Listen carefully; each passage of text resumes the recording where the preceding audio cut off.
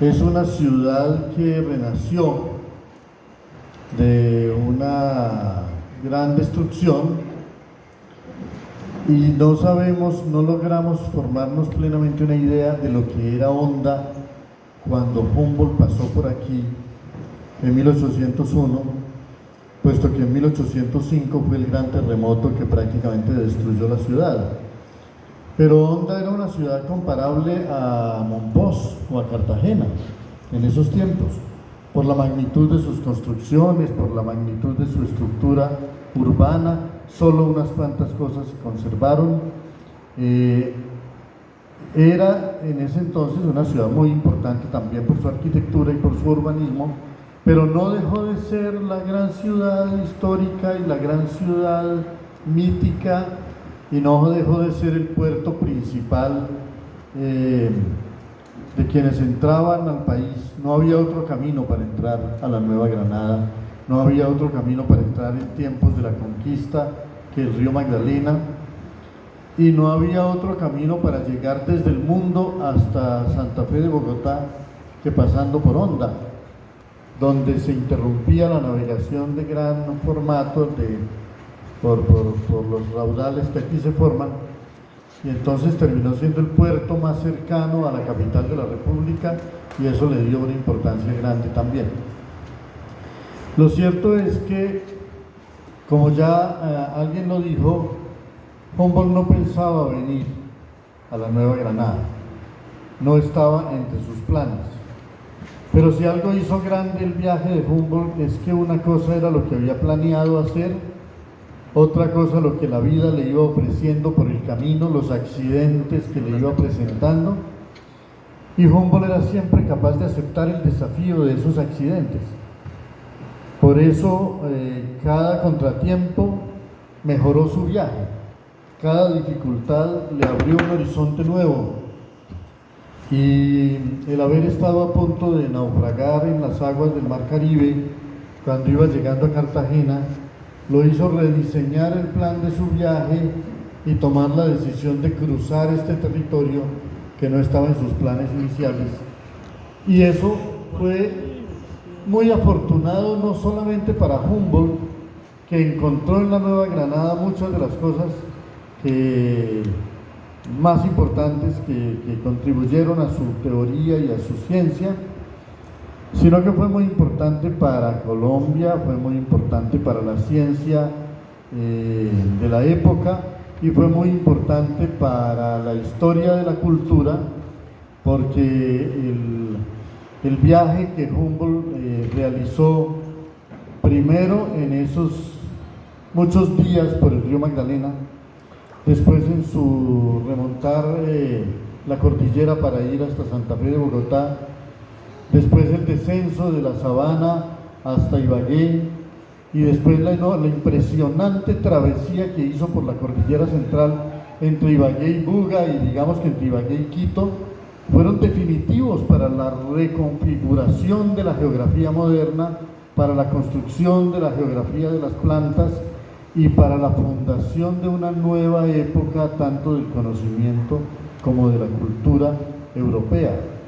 Las cosas que los ojos de Humboldt vieron en ese viaje por estas cordilleras y por esta región equinoccial educaron al romanticismo, educaron a los artistas, educaron a los pintores.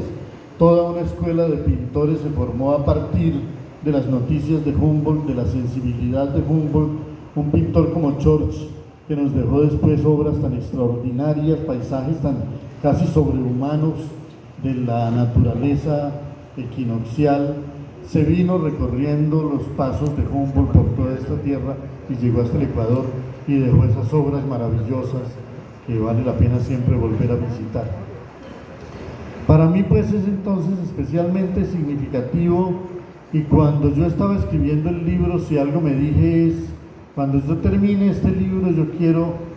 tratar de seguir la ruta de Humboldt presentándolo. Quiero presentarlo en Cartagena, quiero presentarlo en Turbaco, quiero presentarlo en Monpós. Ojalá me fuera dado, es más difícil, hacer la navegación entre Monpós y Honda, ¿no? tratando de sentir un poco lo que Humboldt sintió en su viaje. Yo hice una vez la navegación entre Barranca Bermeja y el Banco, fueron 7 horas en una chalupa, pero claro que en condiciones muy distintas a las que le tocaron a Humboldt, sobre todo en primer lugar porque la embarcación era distinta y ya tenía motor, y en segundo lugar porque era corriente abajo y no corriente arriba, y eso marca una diferencia fundamental. Cuando yo me propuse, más que hacer una novela, acompañar algunos de los momentos del viaje de Humboldt por América y tratar de hacer que el lector se sintiera lo más cerca posible de lo que le está pasando a Humboldt en ese viaje, una de mis principales inquietudes era cómo fue el viaje por el río Magdalena. ¿Cómo era viajar por el río Magdalena hace 2 siglos? ¿Cómo era la embarcación en la que Humboldt viajaba?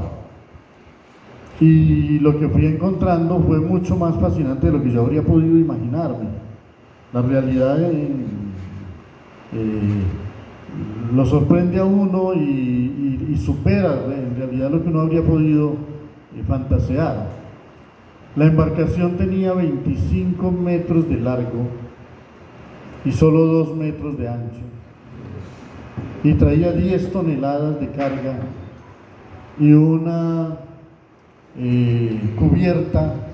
lo suficientemente firme para soportar que 10 hombres fueran en la parte de arriba de la cubierta central, no remando, porque contra la corriente del Magdalena es inútil remar,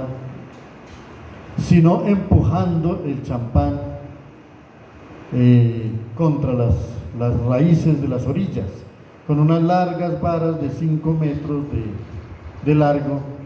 y turnándose con una tal eficacia y con una tal regularidad que el río no les tomara ventaja a la corriente contra la que iban luchando. Humboldt iba mirándolo todo, mirando la vegetación, mirando las nubes, mirando los pájaros, viendo los afluentes que caían sobre el río en ambos lados, viendo las características de la corriente, midiendo la temperatura del agua, midiendo el magnetismo y la electricidad de las orillas, estudiando los caimanes, abriendo hoy un caimán, mañana mirando el cerebro de un papagayo, mirando los insectos, mirando los monos,